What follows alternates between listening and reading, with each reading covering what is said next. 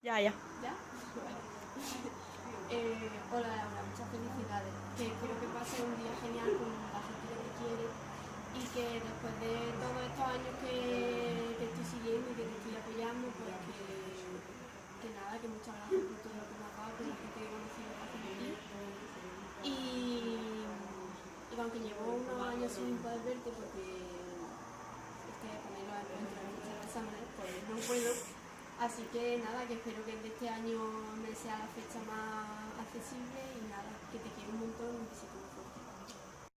¡Felicidades, Laura! Tú eres tu ángeles de la guarda, que te queremos mucho. Muchas gracias por estar siempre ahí. Gracias por unirnos, sabes que nos tienes para todo lo que tú necesites. Después de tantos años sigue haciéndonos sentir lo mismo cuando te subas al escenario. Y que la familia no siempre lleva la misma sangre. Gracias por formar parte de nuestra vida. Un besito de tus niñas.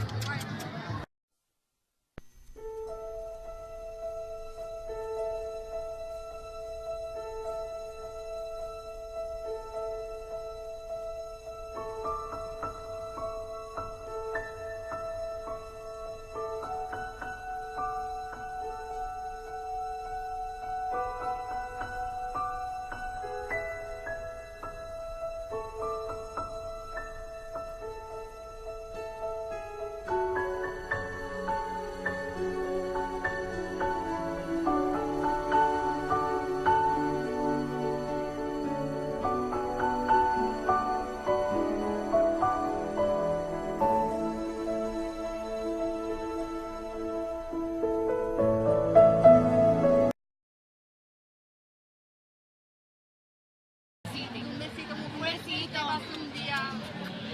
Todo lo que necesites. Muchas gracias por venir, estar siempre.